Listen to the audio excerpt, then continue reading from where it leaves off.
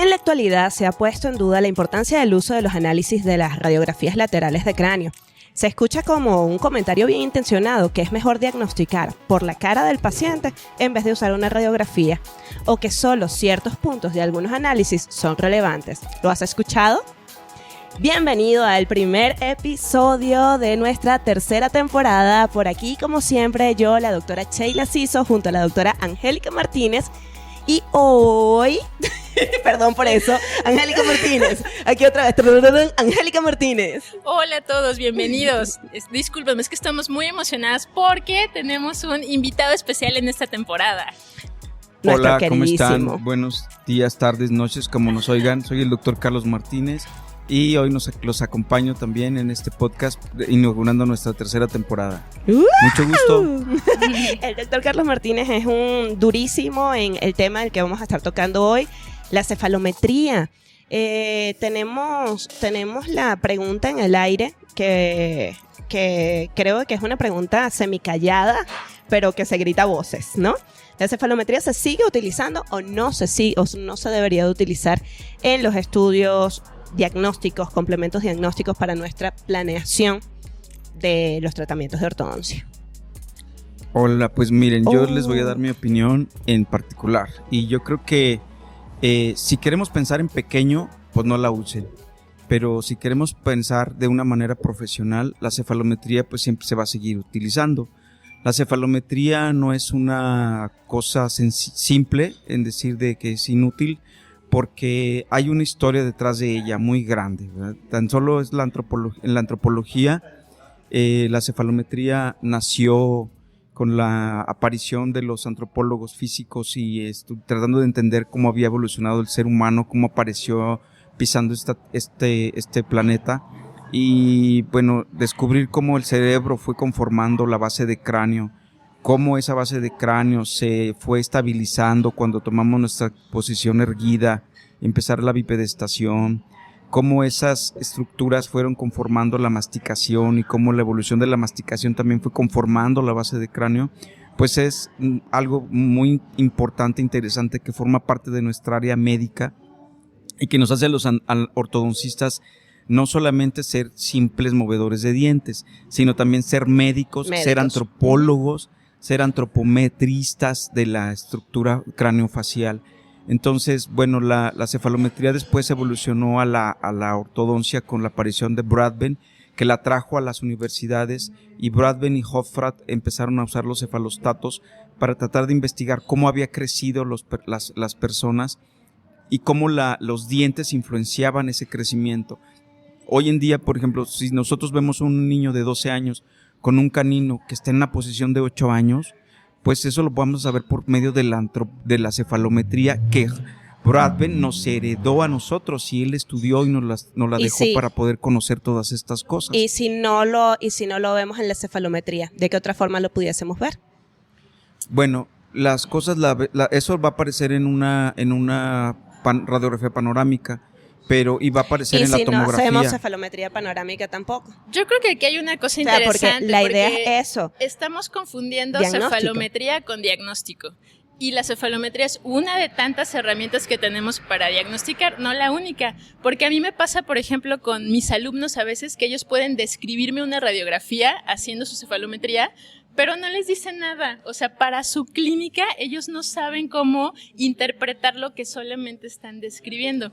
Entonces, como bien dice el doctor Carlos, y me parece súper interesante, yo creo que en la ortodoncia, como en la historia en general, pues todo es un péndulo, ¿no? ¿Se acuerdan que al principio la cefalometría estaba súper limitada y casi nadie la utilizaba porque pues no estaba al alcance de todos, ¿no? Ni la radiografía como tal. Después el péndulo se movió y todos estábamos muy basados en las cefalometrías y salieron un montón de cefalometrías, que ahorita hay muchísimas, y ahorita como que de nuevo el péndulo está regresando, y quizá con las nuevas tecnologías como como el Combin, exacto, mucha gente está dejando de lado la cefalometría. Pero y justo ayer leía un artículo que decía que ningún desarrollo nuevo puede ser perfecto y ningún enfoque antiguo es totalmente inútil. Que aparte ya, o sea, no hay cefalometrías como tan antiguas. Entonces yo creo que sigue siendo una gran herramienta. Sí, en mi opinión personal creo que hay cosas que solo puedes ver en la cefalometría. a pesar de todas las limitaciones que puede llegar a tener, que las limitaciones de la toma, que no sea una, que no esté bien tomada, las mismas limitaciones de nosotros, porque están esos estudios de que te ponen a trazar una misma radiografía 5 veces y en las 5 veces te sale diferente. Ajá, entonces, a pesar de las limitaciones que tiene, sí creo que es una gran herramienta diagnóstica que yo no me atrevería a decir como, ya, o sea, ahorita con la cara O sea, no diagnosticas por la cara. No nada más por la cara. ¿Y si lo ves clase 3? ¿Y si la mandíbula va muy adelante? Bueno, ponle que lo veo en la carita, pero quiero ver cómo está su incisivo en relación a su base ósea. ¿Para qué? Y eso no lo voy a... Para ver qué tanto lo voy a... Si lo quiero compensar, por ejemplo, qué tanto lo voy a poder ¿Qué te dice ese incisivo? No puedes compensarlo. Que me dice que qué tal que lo proclino un chorro y me llevo ahí la tabla cortical. ¿Y si lo retroinclinas? O igual, o sea, puedo hacer también una fenestración. Entonces yo creo que sí hay... O sea, sí hay detalles que sí, en mi opinión, sí necesitas cotejar con una... Claro, bueno, es un todo en el diagnóstico. Y el diagnóstico empieza desde que conoces al paciente y llega al paciente. Porque cuando llega un paciente de ortodoncia al consultorio, el paciente muchas veces no es consciente de su problema. Entonces, si tú eres un clínico adecuado, acertado, que has estudiado y has visto más cosas, te vas a dar cuenta que puede tener mordida cruzada, mordida abierta, y le dices al paciente, tienes esta situación, y él no es consciente de eso, él va por otra cosa, claro, que a veces es estética, porque él está preocupado por algo interesante, que es el autoconcepto. Su autoconcepto, cómo se siente él, cómo se percibe, qué es lo que quiere obtener, muchas veces no van de la mano con lo que nosotros queremos obtener del paciente. Exacto. Entonces, cuando le informas a él lo que él tiene en particular, a veces se sorprende, inclusive hasta se puede enojar, o se puede molestar. Y no iba preparado para eso. ¿Este mentón que me heredó mi abuelita? Mira, yo tengo de eso una anécdota, porque tengo una niña que es clase 3 y yo tratando de explicárselo a los papás, ¿no? De que vamos a tener que utilizar la máscara, que hay que corregir el perfil, que hacia dónde se dirige ese perfil. Y el papá tan tierno me dice, ay, pero... es que es igualita a su mamá, tiene esa cara de lunita tan linda. Y yo, en mi vida. Sí. Entonces, de repente, él no quería cambiarle la cara a su niña porque era la cara de la que él se había enamorado, de la cara de su mamá, ¿no? Y ellos no entienden, no solamente que es perfil, no solamente que se ve linda porque se parece a su mamá, sino de que eso también va a repercutir en diferentes ámbitos de su vida, de su salud. En el desarrollo, y por ejemplo, hoy sabemos nosotros que esos problemas de maloclusiones están relacionados a la posición de las articulaciones dentro de la cavidad glenoidea y que la base del cráneo está relacionada con la columna vertebral, con la inclinación, con si hay una escoliosis, si hay un fémur de tamaño diferente o entre una pierna derecha e izquierda. O sea, todo eso va a influir. ¿Por qué? Porque somos seres humanos y porque todo está relacionado de manera integral. Entonces, si me dices, voy a diagnosticar por la cara, pero tu paciente tiene una escoliosis y no se lo vas a decir, o sea, pues eso creo que estamos cayendo en un error y en una falla de nuestra profesión. Entonces, la cefalometría creo que es parte integral del diagnóstico, pero también hay algo muy interesante. Una cosa es la cefalometría y otra cosa son los métodos cefalométricos. Ok. ¿Verdad? Porque para hacer cefalometría... Como métodos estamos hablando de análisis. Los tipos de análisis, claro que sí. Okay. Y los métodos también, porque hay cefalometría, tú puedes hacer cefalometría en una cabeza, como es el paciente, y a lo mejor en la vista de percepción de lo como tú ves al paciente ya estás haciendo una cefalometría visual, pero después viene una cefalometría que puede ser en fotografía. O sea, que pudiésemos decir de que ese término de que la podemos diagnosticar a través de la cara no es completamente erróneo. Solamente no es erróneo, pero es incompleto. Es incompleto. Ok. No nos podemos quedar únicamente con ese concepto. Claro, porque la cara puede darnos una falsa apreciación de qué es lo que está pasando en las estructuras internas del paciente, porque hay muchas compensaciones que después nos van a salir a flote cuando hagamos las correcciones dentales y entonces el mismo tejido y el cuerpo nos lo va a cobrar, nos va a decir, no viste esto y ahora los dientes están aquí. Y ahora tienes que regresar para atrás o irte más para adelante o hacer estas compensaciones. Sí, y eso que dice el doctor Carlos está bien interesante de justo cómo el tejido blando te puede dar una idea diferente, pero cuando tú muevas los dientes o el hueso, pues vas a influir sobre ese tejido blando. Me acuerdo, por ejemplo, de la cefalometría de Bradden, me parece, que valora, por ejemplo, la borla del mentón. Hay pacientes en clase 2, quizá, con una mandíbula muy retrotraída, que les fue muy bien y tienen una borla de mentón que compensa. Y habrá pacientes que no estén en una clase 2 en realidad, pero no tienen nada de mentón. Entonces, sí, yo siento que esa parte de diagnosticar solo por la cara, pues también tiene ese otro... doble. Exacto, o sea... Estamos quedándonos en una parte técnica, yo creo, actualmente, en que no les están dando a todos los chavos las herramientas necesarias. Y bueno, pues si quieren ser técnicos en ortodoncia, pues está bien, pero también es una ortodoncia que en algún momento se les va a dificultar solucionar todos los casos. Sería correcto decir, o sea, por lo menos Rickett tenemos el análisis cefalométrico de Rickett, que realmente tiene 33 puntos, y que luego aparece también uno resumido del mismo a 12 puntos. Sería correcto decir que de repente fueron muchos puntos y fue mucha información que, como dijo Angie, no alcanzaron a entender, no alcanzaron a ver cómo podía funcionar, y que por lo menos mínimamente, así como en algún momento se resumió la de Rickett, también debamos nosotros de mínimo observar algunos puntos. O sea, no, es que si no vas a estudiar toda la cefalometría, no te debes de saltar por lo menos estos puntos. O sea, como para decirle, ¿sabes qué? No, porque tienes que ver esto. La cefalometría de Ricketts es una estructura que dio el doctor Ricketts mentalmente para organizarse, ¿verdad? Separó la cefalometría en aspectos dentales, aspectos craneodentales, aspectos ortopédicos o estructuras no modificables, después estructuras craneofaciales relacionadas, huesos con dientes y estructuras básicas del cráneo. Pero la cefalometría resumida no apareció con objeto de porque no se entendiera, sino para hacer la presentación en congresos. Ok. Para hacer la presentación de una manera más fácil, para que se digeriera rápido en los congresos y en algunas presentaciones, no para que no se hiciera para los que no le entendieran. O sea, no, completa. Es algo muy diferente. Ok, completa, sí, los 33. Sí, o sea, eso se tiene que estudiar para comprender toda la estructuración del desarrollo de la cefalometría. Pero no, la cefalometría de Rickett no es la única ni la más difícil. Hay una cefalometría que es aún mucho más completa y muy intensa y comprensible, que es la cefalometría de Wimler. Sí. La cefalometría de Wimler nos puede decir si el paciente creció de la parte superior de la cara dólico y de la parte inferior de la cara braqui, ¿verdad? Él lo llama diferente porque hay dolicoprosopo y euriprosopo, pero son términos asociados a la antropología. Exacto. Pero es comprensible, pero es una cefalometría aún todavía mucho más compleja y pero más hay completa. Unas más sencillas. Sí, la de Witts, por ejemplo.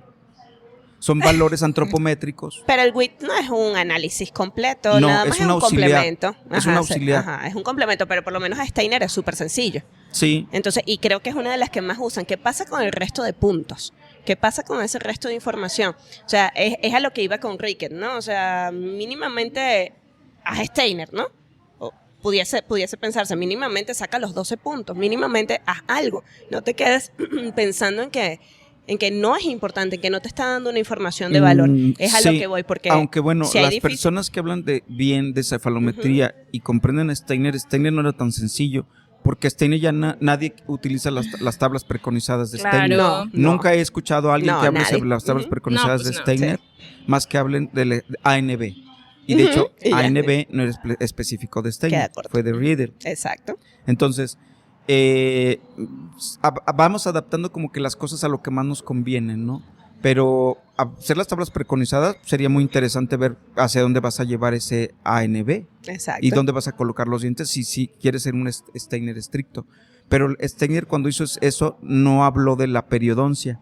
La periodoncia estaba en pañales cuando nació esa cefalometría. El tema de la periodoncia es súper importante. Realmente lo andábamos hablando ahorita, antes de empezar la grabación, en que nosotros movemos dientes y los dejamos hermosos en el presente y tomamos nuestra foto en el presente y decimos, mira qué bien, no saqué dientes, entró todo y no hice extracciones y mira qué bonito quedó mi paciente, pero son muy pocas las personas que realmente nos demuestran un caso con tiempo, ¿no? Al tiempo. ¿Qué pasa con el hueso cuando forzamos esas tablas óseas?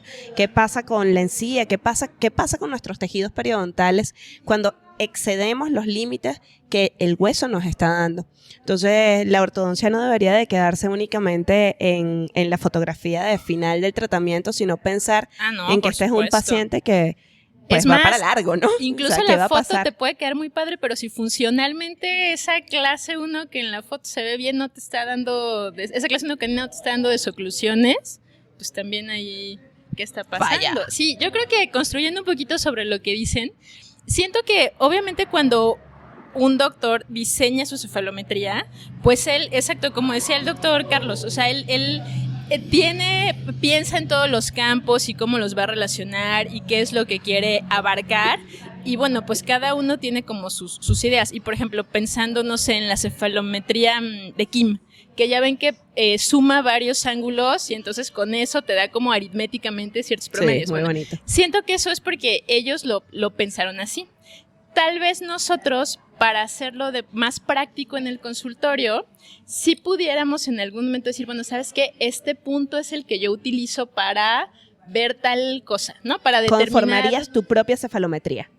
Que te daría la información clave que buscas mínimamente para tu plan de tratamiento. Sí, la verdad es que yo sí tengo mis puntos favoritos de diferentes autores y también dependiendo de las características del paciente, pues puede ser que en ese paciente me interese me interesa ver cosas más específicas. Digo, por ejemplo, yo creo que el consentido en esta mesa pues es Ricketts, ¿no? ¿Quién nos enseñó? ¿Por qué será? ¿Por qué será? Y la verdad a mí me parece una cefalometría excelente, pero también hay otros buenos puntos de otros autores que en algún momento digo, mira, está interesante, o incluso a veces pues vas leyendo y dices, mira, o sea, este trae buena evidencia y pues es bueno darles la oportunidad también. Very good. ¿Cómo qué? ¿Cómo cuál? ¿Cuáles son tus puntos favoritos? Pues depende, yo así sacando mi no, pues depende. No me oigo, sí me oigo, es que estoy aquí batallando con mi micrófono. Pues depende, mira, por ejemplo, yo les traigo aquí. En Ricketts a mí me gusta mucho convexidad facial, altura facial inferior, ángulo del plano mandibular. Witz me gusta.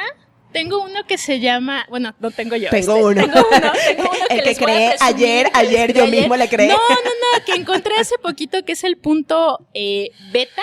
El beta. El beta, que es interesante. A ver, cuéntanos de él. Les voy a platicar. Es un punto jovenzuelo él. Es del 2004. Anda en sus 20. Es del doctor Bake. Y él te dice que, por ejemplo, con el Witz a veces tienes problemas al momento de marcar tu plano oclusal. Tu plano oclusal, exacto. Que si hay un canteamiento, que si no se ve claramente, que demás. Entonces él hace una línea del punto A al punto B y otra línea que va del centro del cóndilo hasta esa línea AB. Hasta el medio AB. Justo tomas el medio de AB. Pues donde te lleve, ¿no? Y luego terminas, se los voy a mostrar porque en el podcast es difícil, pero les voy a hacer mi videito del punto B. Okay. Y luego llevas una perpendicular del punto A a esa línea, a ese plano que hiciste de C a AB.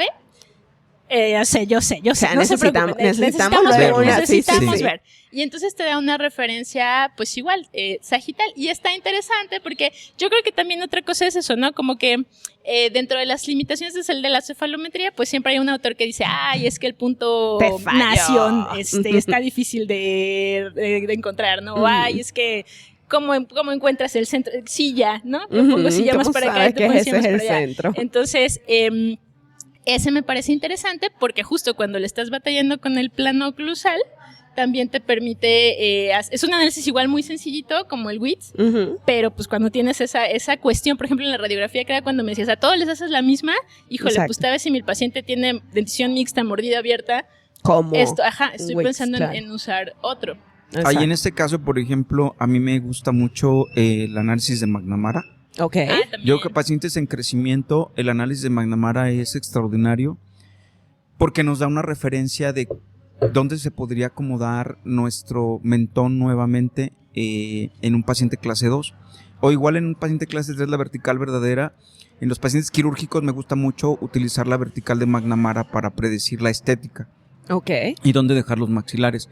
Ahí Ricketts es complemento para mí. Okay. Cuando para otros pacientes rickets es principal, es la base del tratamiento. También me gusta mucho la convexidad de rickets, pero en algunos casos lo comparo o lo complemento con McNamara. Okay. McNamara me satisface mucho, especialmente los análisis de la relación de cóndilo A punto A y cóndilo A punto B, que tiene un nombre especial, ahorita no me recuerdo el autor de esos, Harbol, son los valores de Harbol. Que son muy útiles para comparar la relación intermaxilar. Entonces, en pacientes de crecimiento me gusta mucho McNamara.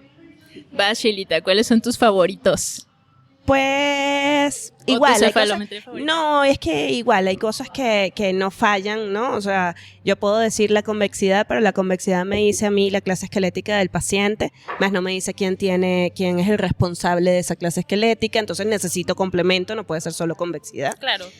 Tengo que buscar profundidad maxilar, tengo que buscar profundidad facial para poder saber quiénes son los responsables, pero nada más saber si el paciente es clase 1, 2 o 3 y quién es el responsable no me dice nada. Por lo menos ahorita tú pusiste un ejemplo que para mí es súper clave. Cuando voy a tratar a un paciente de clase 3 que tenga que compensar, las inclinaciones de los incisivos son vitales, ¿no? O sea, si yo tengo un paciente que es clase 3 y que yo quiero compensable, un paciente de clase 3 compensable, y que yo lo quiero compensar, pero ya su cuerpo tuvo una compensación en retroinclinación del incisivo inferior, ya para mí eso es como que un tope, ¿no? El IMPA. Por supuesto, el IMPA. El IMPA. Ya para mí eso es un límite. O sea, si su cuerpo ya se compensó, tengo los incisivos retroinclinados y yo aparte quería retroinclinarlos más, ¿qué voy a hacer? ¿Qué va a pasar? Justo lo que estamos hablando. Con ese hueso a futuro, claro, con esa encía a futuro, con la estibilidad. ¿Y podrías saberlo con la cara nada más? ¿Con la foto? No. No, yo siento creo que no. O sea, necesitamos ese complemento, las inclinaciones. Compensar tiene sus límites. Aparte, bueno, yo creo que hay grupos de ortodoncia o segmentos de grupos de ortodoncia donde hay a quien nos interesa mucho ser muy, muy precisos, muy meticulosos. Y conozco doctores muy exitosos, muy, muy interesantes y perfeccionistas, exageradamente perfeccionistas, que no solamente te van a hacer cefalometría, van a articular sus modelos. También. O sea, ese es otro tema. Total. Y van a llevar la ortodoncia a una colocación de brackets indirecta porque quieren una colocación de brackets súper precisa. Entonces, habemos mucho tipo de ortodoncistas, ¿no? Hay quienes obviamos algunas cosas, hay quienes nos profundizamos o nos metemos mucho. Obviamente, ahorita el tema es la cefalometría. Sí. Pero hablar de cefalometría es hablar de infinidad de mil cosas, ¿verdad? Altura facial inferior. Para mí la altura facial inferior me parece súper importante. O sea, modificamos nosotros la altura facial inferior y muchas veces ni nos damos cuenta, ¿no? Pensamos hoy en día en las distalaciones, ¿no? En distalar. Claro. Distalo a lo loco. ¿Todos los pacientes se puede o no se puede? O sea, ¿dónde está ese molar? ¿Hasta cuándo? Ese primer molar superior, ¿cuánto puedo distalarlo? O sea, ¿qué va a pasar con esa dimensión vertical? Y de hecho, de nuestro paciente? Hay parámetros cefalométricos que dicen que la distalización, cuando superas la apófisis piramidal del maxilar, esa distalización no se va a dar y va a fracasar. Exacto, por supuesto. Pero no lo vemos. O sea, eso en la cara del paciente no nos los puede dar. Entonces, sí, evidentemente hoy en día tenemos muchas herramientas que nos permiten hacer muchas cosas que quizás antes no se podía. Pensar en hacer esas distalizaciones en un paciente adulto, posiblemente antes no se pensaban, ¿no? Y hoy en día tenemos herramientas que sí nos permiten, pero el tener la herramienta no quiere decir que el paciente lo pueda tolerar, el hueso del paciente, el organismo del paciente lo pueda tolerar. Que vaya a ser exitoso para él. Exactamente, que puede que sí lo necesite, pero que le convenga es otra cosa. Así es. Entonces yo sigo pensando también, o sea, la cefalometría para mí es indispensable. Es indispensable. Y yo les tengo ahí otra pregunta. Bueno, indispensable para el diagnóstico. ¿Y qué onda cuando terminan sus tratamientos? ¿Vuelven a trazar para ver si sí llegaron a donde querían llegar? Yo en algunos pacientes. Pocos pacientes, pero sí obligatorio en los pacientes quirúrgicos. Los pacientes quirúrgicos y algunos pacientes ortopédicos sí es obligatorio volver a hacer la cefalometría. Sí, a mí incluso me parece interesante, dependiendo obviamente de cómo vayan su consulta y sus tiempos y demás, Pero pues estaría interesante nuevamente comparar, ¿no? Cómo empezó tu paciente, qué es lo que querías hacer, a dónde querías llevar las cosas y si realmente llegaste ¿lo lograste a ese, o no? A ese objetivos. punto. Exacto, porque yo creo que al igual que, por ejemplo, con las fotografías, pues siempre es retroalimentación para uno, ¿no? ¿Qué pude haber cambiado? ¿Qué pude haber hecho mejor? Ah, caray, ¿por qué pasó tal o cual cosa? También siento que incluso en ese punto, pues vuelve a ser enriquecedor. A mí me encanta por la comunicación con el paciente. Ahorita que mencionaste las fotos, como te digo, la cefalometría puede que no la hagan todos los pacientes realmente, pero la fotografía sí. Claro. Y tú se lo comuniques al paciente en momentos intermedios del tratamiento, poderle decir al paciente, andamos en este punto, mira todo lo que hemos avanzado, sobre todo ese paciente que olvida cómo empezó y ya cuando se acerca a finalización ya andan desesperados. O sea, tú le dices, oye, mira cómo empezamos, mira cómo estamos y esto es en lo que estoy trabajando, esto es lo que me falta, esto es lo que quiero hacer. Otra vez los volvemos a ser conscientes de, bueno, sí, yo me veía bien, pero todavía me falta. E igual una cefalometría final nos puede ayudar a eso, ¿no? Mira cómo tenías los dientes súper proinclinados, ¿te acuerdas cómo empezaste? Mira ahora, qué bonito. O sea, comunicación con el paciente creo que es algo vital, sobre todo para que el paciente entienda de que no lo hicimos nada más por hacer, ¿no? Sin conocimiento, sin base, sino, el doctor sí estudió mi caso, sí se tomó mi tiempo para validar lo que me hizo. Me parece también. Y otro detalle también interesante es el aspecto legal, chicas, porque si tú no haces una cefalometría inicial y el paciente está molesto y llega a haber una demanda y no tienes esos datos, pues estamos fuera del caso, ¿verdad? Claro. El paciente se va a quedar con toda la razón. Claro. Entonces, desgraciadamente en Latinoamérica nosotros obviamos muchas cosas y se nos permite. Se nos permite porque nuestros gobiernos, nuestras leyes no están tan estrictas. Pero en Estados Unidos, por ejemplo, un paciente tiene que tener sus estudios de ortodoncia iniciales, intermedios y finales. Claro. Aquí en México yo creo que muy pocos ortodoncistas hacen ese seguimiento inicial, intermedio y final. Lo veo en las escuelas, ¿verdad? En las escuelas sí sucede, pero en la clínica no se da en todos los pacientes. Entonces, ese es un detalle muy importante, porque si te vas solamente a limitar, a colocar brackets sin hacer un estudio profundo de diagnóstico, digo, es tan simple, ¿qué paciente vas a llevar a una cirugía o a operarlo si no le tomas análisis clínicos? Claro. O sea, pues no, es imposible. Entonces, como la ortodoncia sí se puede y no duele y no te das cuenta de muchas cosas, pues el paciente no se te va a morir porque pegas un bracket mal. No, y que los efectos no se van a ver tampoco inmediatamente. Cuando terminamos la ortodoncia, el paciente se fue, se perdió y ya nosotros, listo, de ahí se acabó. Yo tengo un caso de un paciente que está en retratamiento, que sus papás demandaron al clínico porque ortopédicamente el paciente era una clase 3. Y lo llevó a una compensación donde proclinó demasiado los incisivos superiores y el paciente siguió creciendo en clase 3.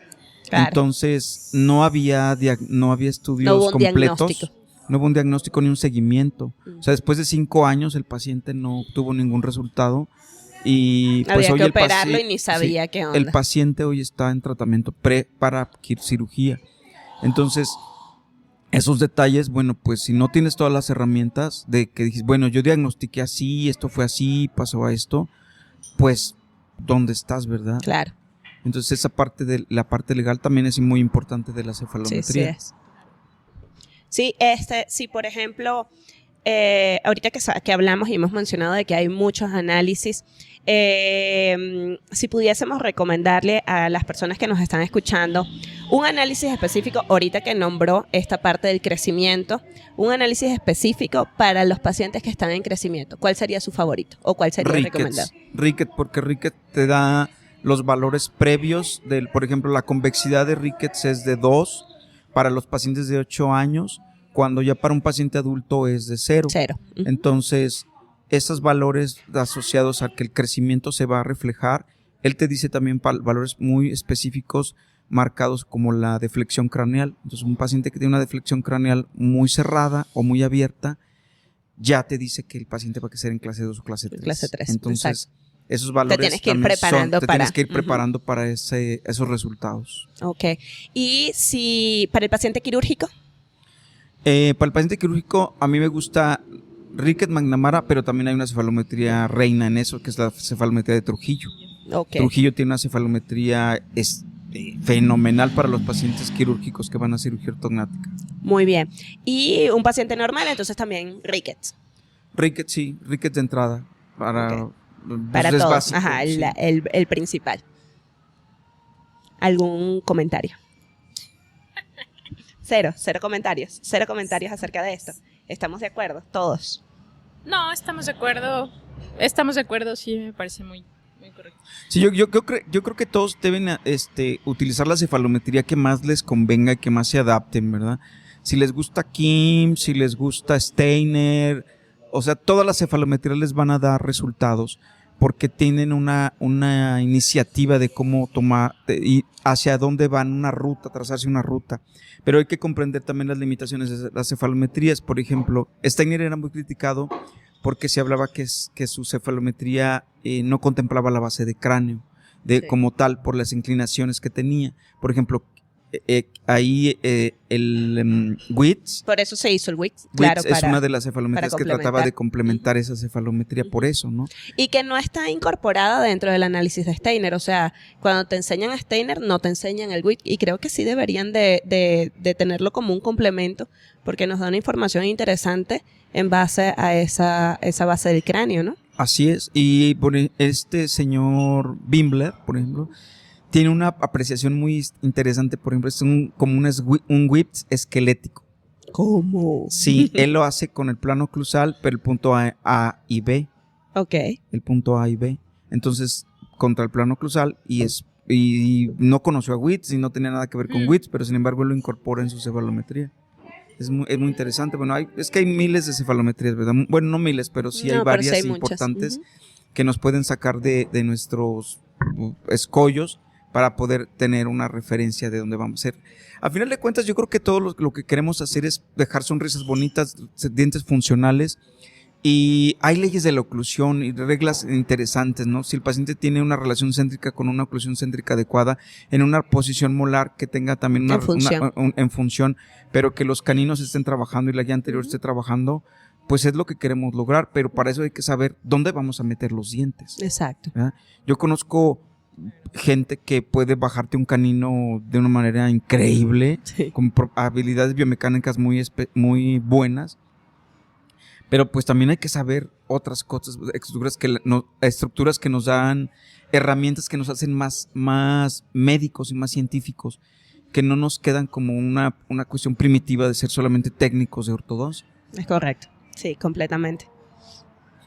Sí, claro, yo creo que, exacto, o sea, busca la cefalometría que a ti más te convenga, que llegues a dominarla, que te dé la información que necesites y pues hazla, o sea, la que tú quieras, pero haz alguna, exacto, no te la saltes, aprende sobre todo, más que hacerla, aprende a interpretarla y como decía el doctor Carlos, o sea, cómo vas a llevar eso a tu clínica. Entonces sí, mi pues, opinión es que no es un paso que no nos podemos saltar. Ahorita que estábamos en la plática previa, Sheilita me comentaba de las dificultades que a veces nos dan los alumnos, ¿verdad? Sí. Y yo creo que en esa parte es como el diagnóstico, Sheilita, de la ortodoncia. El problema también está en las competencias de los alumnos. Diseñar los programas basados en competencias. Y una de las primeras competencias que hay que desarrollar en los alumnos es la habilidad visual de encontrar los puntos y distinguir en las escalas de grises dónde se encuentran los puntos y anatómicamente cómo se llaman, y reconocerlos e interpretarlos para que podamos entender la cefalometría. Y yo creo que desde esa parte es cuando el alumno se empieza como que a cerrar, a complicar. Sí, se le complican las cosas porque... Ay, no, pero debería ser al revés, porque yo siento que esas habilidades básicas es como... o sea, ok, hay muchas cosas en tu vida que aprendes y tal vez no pones tan en práctica, pero el que tu cerebro desarrolle la capacidad de ver eso, como decía, esos tonos de grises, de identificar las estructuras, o sea, son conocimientos que aunque no creas, o sea, realmente sí te aportan, o sea, sí hacen que pienses de una manera diferente más adelante. O sea, yo creo que el valor académico, ¿cómo se dice eso? El valor pedagógico de la cefalometría, por ejemplo, como materia, pues es algo invaluable, o sea, eso no lo puedes cambiar. Ya si al final decide que él va a diagnosticar nomás con la cara, bueno, pero por lo menos, o sea, su cerebro ejercitó. No creo. Otra parte. Yo creo que cuando ya entienden la cefalometría y entienden el valor de lo que te está dando, la información que te da, creo que es así como cuando ya vistes algo y ya no puedes dejar de verlo. O sea, es muy difícil de que tu cerebro retroceda, ¿no? O sea, lo que yo siento como estudiantes es eso. De repente nos enfocamos en apréndete los números, apréndete los valores, apréndete las normas, pero no nos enfocamos en ¿qué estás entendiendo de esto? ¿Qué información le estás sacando? ¿Cómo relacionas esta información con lo que vistes en la cara del paciente, con lo que estás viendo en la oclusión, con lo que vistes en los dientes, con lo que quiere el paciente, con lo que quieres hacer, ¿no? O sea, es poder hacer de que el estudiante complemente todo y lo haga uno. O sea, que no lo vea como aislado, porque a mí me presentan casos clínicos y a mí me encanta cuando me presentan casos clínicos unas presentaciones bellísimas con líneas y rayas y cosas de todo, ¿no? De todo, de la cara, de los dientes, de todo. Y, no, doctora, ahí se ve que está en norma. Y yo, ok, ¿y qué significa que esté en norma? O está disminuido tal cosa. Ok, ¿y qué quiere decir eso? ¿Qué cuidados tienes que tener? ¿Hacia dónde va el paciente con esto que me estás diciendo? Entonces, ahí se choquean y se ponen nerviosos. Y yo, no te lo hago por enjuiciarte o por humillarte, claro, ni nada. Sino que si yo estoy contigo 2 años, al terminar estos 2 años ya no voy a estar. ¿Quién te va a decir a ti qué importa eso? Porque ¿cuál es la importancia? Lo vas a dejar de hacer. Porque para ti no tiene valor, no te está dando nada. Entonces, lo que quiero es que relaciona que esté pequeñito, que tu dimensión vertical esté pequeñita, esté más chiquita, más cerradita. ¿Qué puedes hacer que no puedes hacer en ese paciente? Puedes introducir los molares en un paciente con una dimensión vertical disminuida. ¿Dónde va a quedar? ¿Qué va a pasar con la dimensión vertical? Puedes distalar en un paciente con una dimensión vertical muy aumentada. ¿Qué va a pasar con ese paciente? ¿Dónde vas a colocar topes oclusales? Que eso es otro tema súper interesante. Los puedes colocar adelante, atrás. ¿Qué efecto te va a dar en la dimensión vertical del paciente? Entonces, si nosotros no le enseñamos a entender que esa cefalometría, ese valor, te está diciendo a ti qué puedes y qué no puedes hacer, qué parámetros, o sea, hasta qué punto, métete por aquí, métete por allá, pues ellos no le van a ver importancia. Y cuando venga alguien y le diga, diagnostica por la cara, pues para ellos va a decir, no, pues claro. Yo creo de que ese comentario está sacado así de la misma cajita de herramientas de los ortodoncistas, no doblan. Que también es otra sí, polémico, otro tema que se habla mucho y que se toca mucho. Fíjense que hablando ahorita que dices de esos que para mí son sesgos cognitivos, yo tengo también el otro tipo de alumno, el que me dice, es que la cefalometría es muy inexacta, porque la imagen no está 1 a 1, porque el no sé qué, porque el punto A, entonces ¿de qué me sirve que la haga si todos esos valores van a ser como relativos? Entonces a mí se me hace muy chistoso porque están usando ese absolutismo y perfección, pero para el lado que no es. Claro. O sea, la variación que tienes no va a ser tan extrema. O sea, es una variación mínima, es algo que tiene ciencia y estudios detrás. Bueno, y que ¿no? estamos claros en que no solamente es la cefalometría, porque si obviamos la cara, también andamos mal. Si obviamos los dientes, también estamos mal. Y les pasa con la cara, o sea, luego te hacen análisis de la cara que dices, bueno, que ya me lo estás diciendo, pero ¿para qué te sirve? ¿O qué le vas a cambiar? Y luego, o sea, ¿para qué me dices eso? En ese tema, por ejemplo, pareciera que, como dijo Angie, del péndulo, ¿no? Que va y viene, porque el tema de la cara ya tuvo sus antecedentes, su boom. Por ejemplo, en la época que Ricketts era un jovenzuelo de 30 años, él fue a un congreso donde Tweed exponía sus casos, y en ese episodio de la vida de Tweed, porque Tweed tuvo un episodio de extracciones, a todos los pacientes de extracciones, luego tuvo un episodio de no extracciones. O sea, seguimos en lo mismo. Sí, dejaba los perfiles retraídos y colapsados, y Ricketts lo criticó. Esa es una anécdota que está inclusive escrita en un libro del doctor Spalt, donde Ricketts le cuestiona a Tweed que sus caras no le gustan y que él algún día se lo va a demostrar.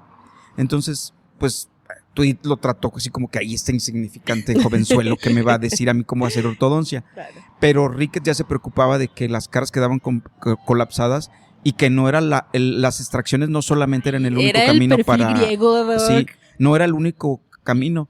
Entonces, bueno, hoy sabemos que los pacientes que no necesitan extracciones se les va a colapsar la cara. Claro. Y hay que saber en qué momento hacer o no hacer extracciones. Y la claro. cefalometría te puede dar todas esas herramientas, ¿no? Así como hay corrientes de extraccionistas como no extraccionistas. También pues, yo he escuchado el hecho de que no quieren utilizar cefalometría porque esos análisis están hechos con un número muy pequeño de pacientes de la muestra. Entonces, que la muestra es muy pequeña y que... Esa es una tontería. Porque eso también lo dicen, o sea, así como te dicen pues, a ti sí, que es eso del número o la raza, ¿no? Así es que todos eran en caucásicos y no, el otro todos eran en asiáticos. No, pero bueno, ahí yo les voy a dar mi punto de vista como investigador, porque también soy investigador.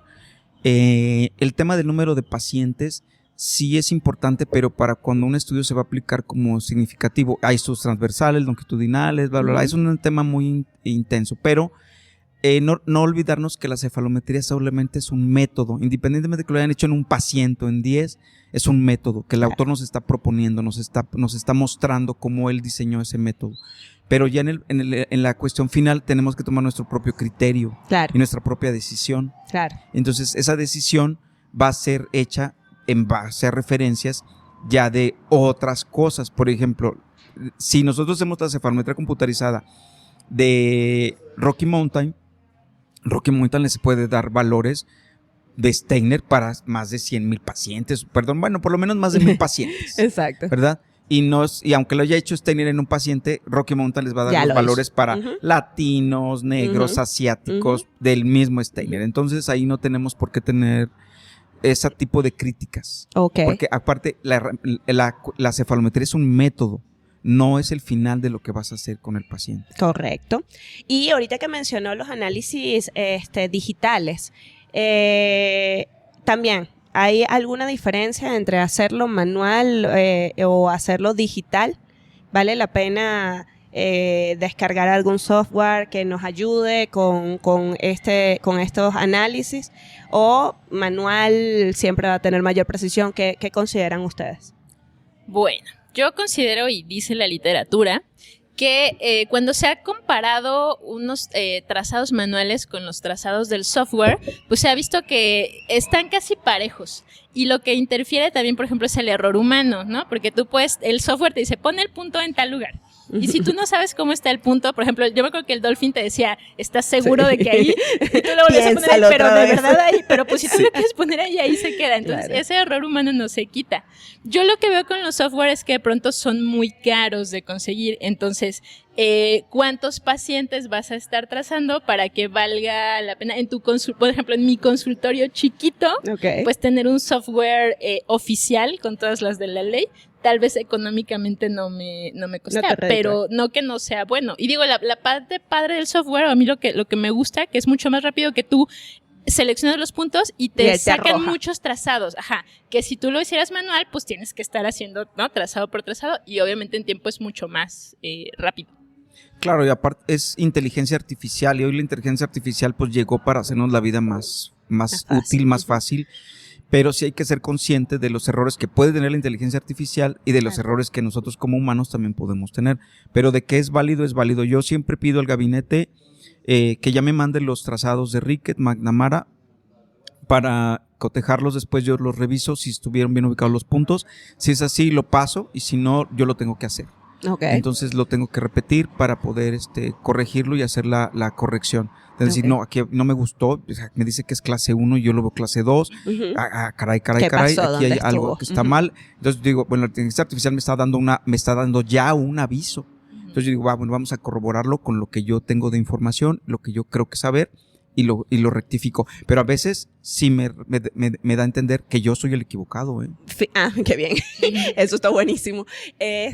Por ejemplo, ahorita dijo que lo manda el gabinete, y el gabinete, yo creo que todos lo hacemos así. Nuestro gabinete es el que nos manda el trazado y nosotros nada más corroboramos lo que creíamos. En México, gabinete es un centro de diagnóstico donde nos hacen la radiografía y nos hacen ya el trazado también. Porque luego a veces nos ven en Latinoamérica y se llaman de diferente manera. Perdón, Cheilita. Excelente, gracias. Muy bien, entonces, también saber, ¿no?, ese gabinete que nos va a estar haciendo la cefalometría, ¿es confiable o no es confiable? Y no dejar de no decirle, porque si vas a seguir trabajando, si en tu ciudad el único que hay es ese y te está ofreciendo ese servicio, yo creo que nosotros también al corregirlos o al explicarles algún punto que salió mal, andamos ayudando pues a que nuestro trabajo también sea más rápido, porque si ellos aprenden a hacerlo bien, nos ayudan a que nuestros estudios también salgan mejor y nos quitan trabajo de encima, claro, ¿no? O incluso no quedarse calladito como exacto. No decir, porque hay muchos que, ay no, doctora, y volverlo a mandar al gabinete. Me da pena decir, a mí me da mucha pena, pero incluso radiografías mal tomadas, que a veces dices, híjole, pues es que te la tengo que regresar porque estaba mal tomada, ¿no? Claro. A mí me da más pena que al gabinete. Claro. Entonces creo de que a las finales son esos puntitos, esas gotitas que le sumamos al océano, porque no solamente va a ser bueno para nosotros, sino para todos los doctores que en ese gabinete saquen sus estudios. Claro. Entonces, seguimos mandando para el gabinete. Usted lo manda para el gabinete, pide, ¿qué estudios pide? Ricketts y McNamara. Ricketts y McNamara de entrada. De cajón, eso. Sí. Perfecto. ¿Tú pides algo en específico? No, igual que el doctor, y más bien si yo ya quiero sacar un punto en específico, yo lo saco. Ajá. Y también igual como decía, o sea, revisar, así que a ver, lo que yo estoy viendo si corresponde a lo que me está diciendo este trazado, pues también nunca está de más. Sobre todo porque también, ¿saben qué me ha pasado? Que hay gabinetes en donde de pronto hay mucha rotación de personal. Sí. Entonces como que siento que hay un periodo de entrenamiento y se va. Ajá, y se va. Entonces como que ahí también hay que revisar. Siempre hay que revisar.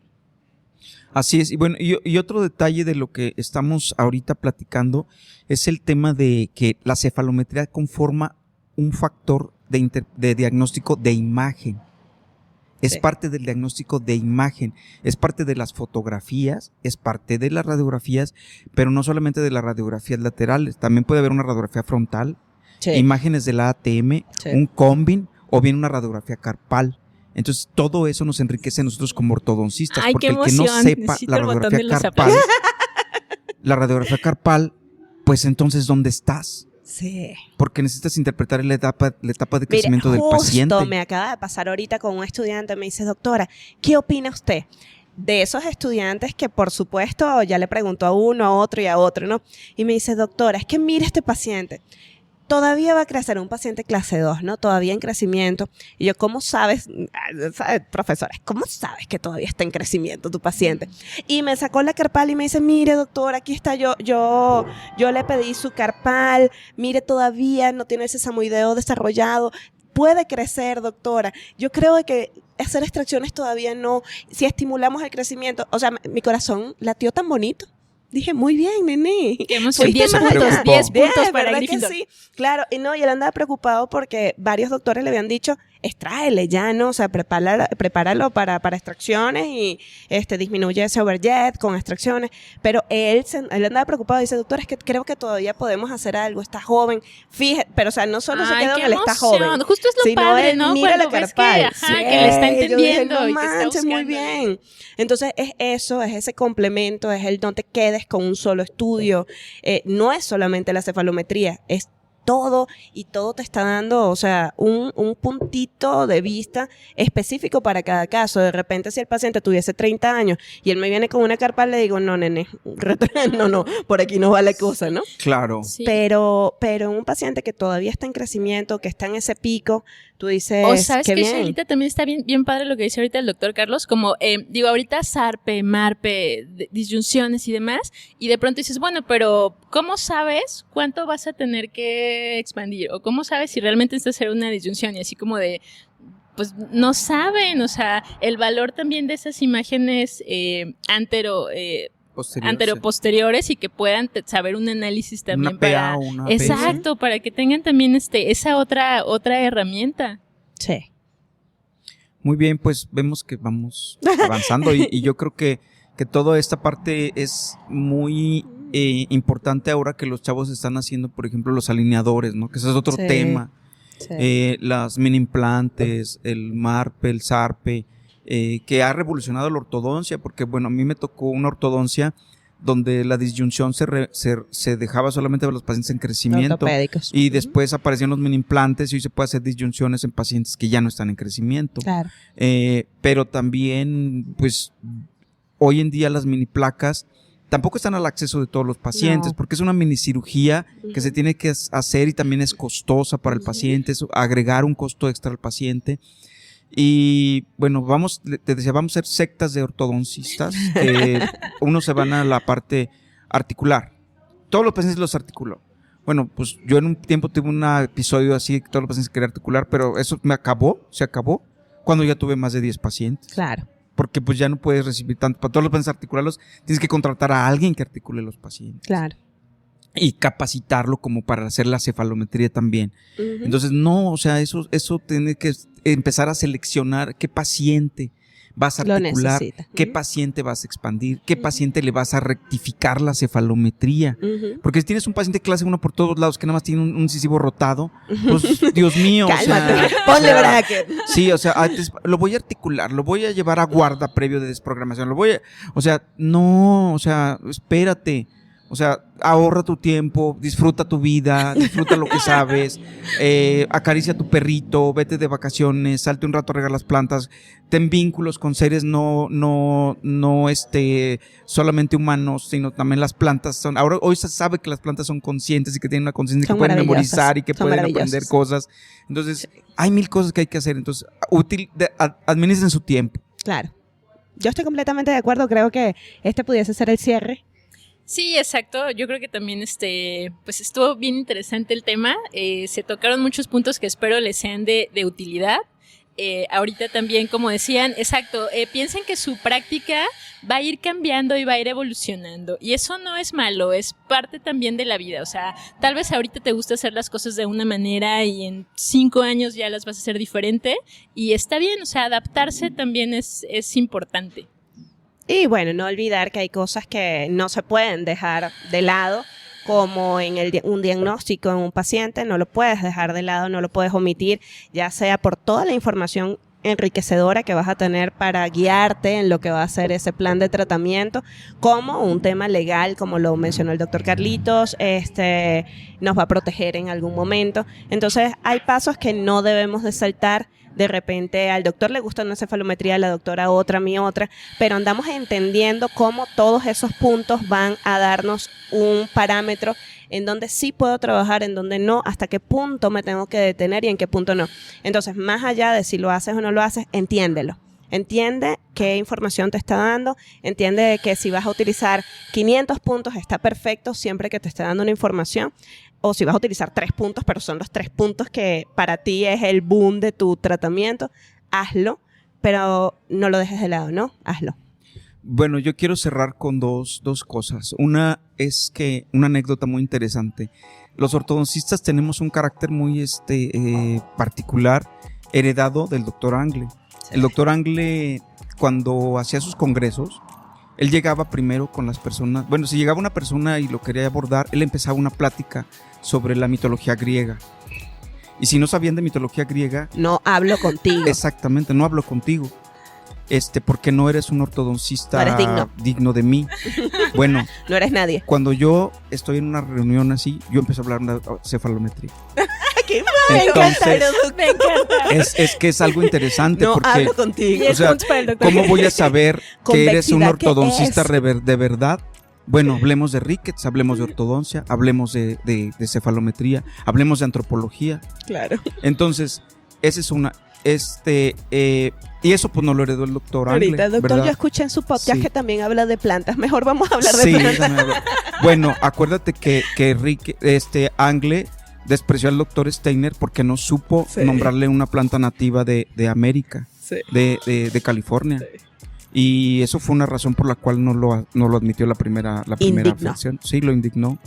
Bueno, esa es una historia es parte de la historia de la ortodoncia. Pero la otra parte con la que quiero cerrar yo es que siéntanse dignos de ser ortodoncistas y ser ortodoncista también es ser antropólogo. O sea, si realmente están estudiando ortodoncia, lo que nos acerca a la medicina y a las áreas de ciencias es la antropología, y la cefalometría es parte de la antropología, es una forma de medir el cráneo y existe hasta en la Biblia, ¿verdad? Por ejemplo, Salomé le pide la cabeza a Herodes de Juan el Bautista y la cabeza forma parte de todas las culturas, de todas las religiones.